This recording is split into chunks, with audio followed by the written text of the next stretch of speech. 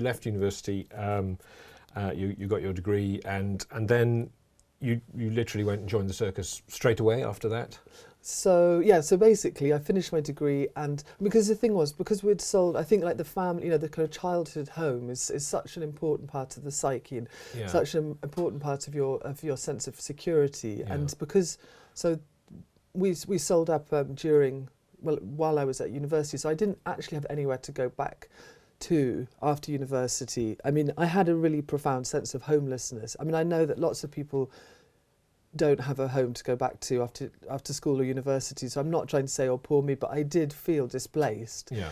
And so I didn't know how to organise myself, my things that were in my bedroom when I was a child were suddenly in boxes being moved from one house to the next, and like a really old friend of my parents like stored some stuff for me in his garden shed, and I still sort of have like traumatic dreams about trying to organise my things and myself, and so in all of that, the circus was something to hang on to. So as soon as I left university, I went to work in the Chinese state circus. I think, yes, I worked for the Chinese state circus. I worked for a number of different circuses in the UK. I mean, I just felt like I had to just get a job. I basically had to get a job and start somewhere. But you were serving your apprenticeship, effectively. Yes, yeah.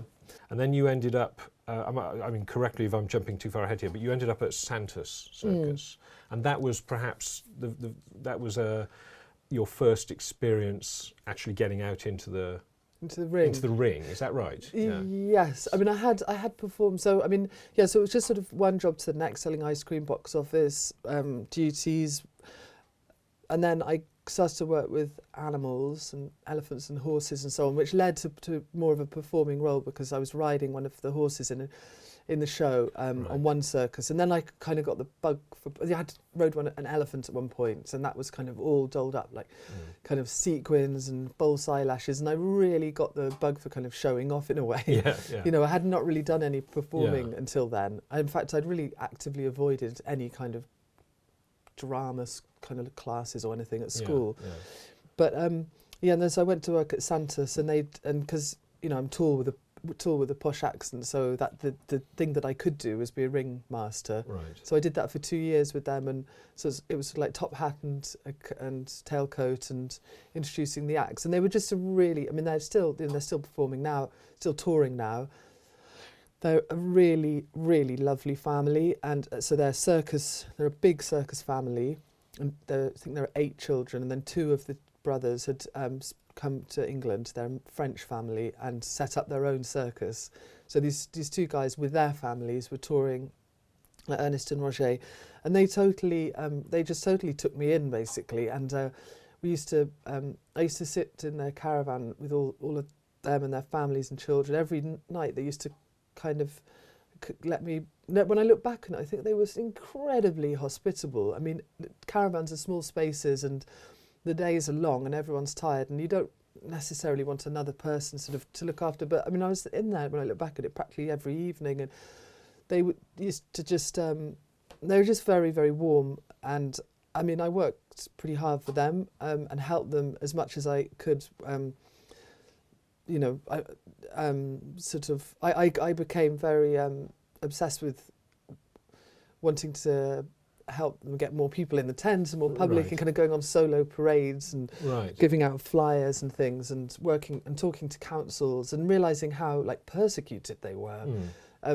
The council would just drive past and remove, so they had all these like sweet hand-painted boards they used to put out by the side of the road, and the council would just come and rip them out and throw them into back of vans, break them. And I felt that was whatever sort of town and country planning acts, that they were laws, or whatever it was, the reason why these boards couldn't be. I felt that the attitude towards them was wrong, and they used to get the animal rights onto them. So there was this sense of it being a class of people who were massively proud of what they did. Yeah. They were so proud. They were so smart. They were always in their black tie, and they loved their tent and their animals, and they were so proud of it all, quite rightly. But it was sort of being marginalised, and the places where they could play were sort of edges of towns and sort of edge of a Tesco, but it was always beside Tesco's car park. I don't know, it was sort of hinterlands and wastelands, and I didn't feel that they were being celebrated in the way that they should be. Yeah. While you were at Census, I think you then first introduced a horse into that. You asked them if you could have a horse as part of your Ringmaster Act. Is that right? And yes. And you went and found a horse and bought one and started to train it. I mean, was that that was adding a whole new layer to your to what you had to do there, presumably? Yeah, I mean, the thing was, they were so sweetly kind of accepting of these early, and now I look back on it, very sort of kind of naive moves that I was making, because I didn't really know how to train the horse, and I didn't know what the kind of the rules of the different disciplines of horse work within circus are. But I just, it became a place where I could sort of make those kind of early first moves and mistakes in a way. Yeah. So Prince was that first horse that I bought, and having him made me realise that that's really what I wanted to concentrate on and learn about, and the sort of intersection between horses and theatre. That's when I first started to realise that that was what I was interested in. Santa Circus, I think, was 96, 97, something like that, and then Ron Carley was 1998, I think. Yes, but that was a very different type of circus, wasn't it? Tell me a bit about that.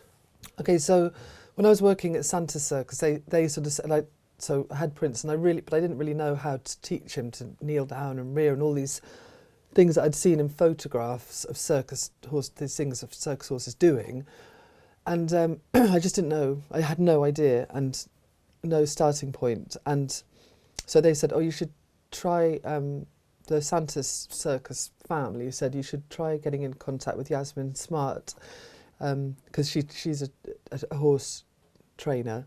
So I wrote to her, and she was working in a German circus. And she's the granddaughter of Billy Smart, isn't yes, it? Yeah. So she's granddaughter of Billy Smart, and she was working on a German circus, and her husband were splitting up, so they needed a groom/rider to join them for a season. They'd been on Circus Roncalli for a few years, and they had an ongoing contract with the show. So I actually did get a job with Yasmin quite quickly, and went over to her yard in Belgium to train with her and her husband Danny.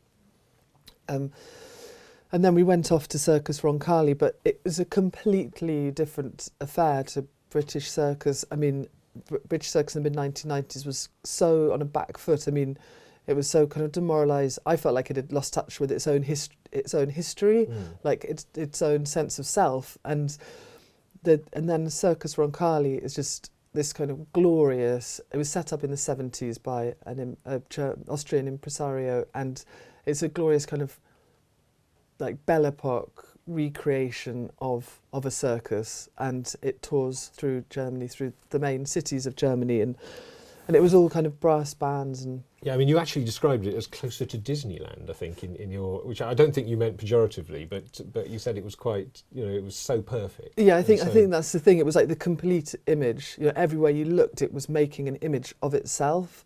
So everything, it's big.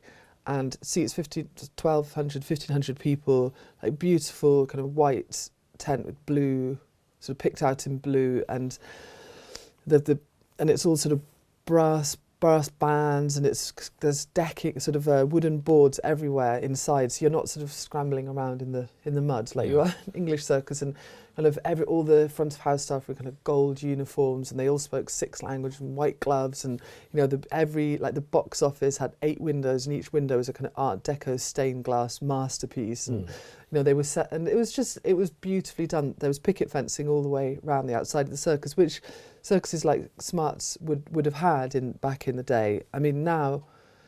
And each picket fence had like a beautiful kind of Commedia dell'arte face carved onto the post. I mean, it was just amazing, and they repainted everything.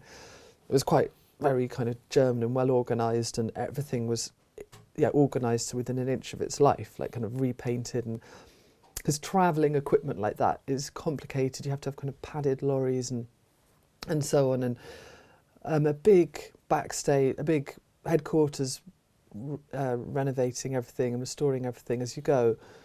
And the show was just so beautiful, and sort of dancing horses and dancing girls and a brass band, like a big kind of orchestra, not a band, an orchestra. And I just absolutely fell in love with it and just cried my eyes out when I saw the first time I saw a show. I mean, a circus, I don't think a circus is something that lifts the spirit and makes you feel joyful and euphoric. I mean, I feel like that's the objective of a circus, is kind of euphoria and joy and sort of just delight, and it really delivered that. And so we went. So I went to work there, and so I got engaged just before I went to Totti.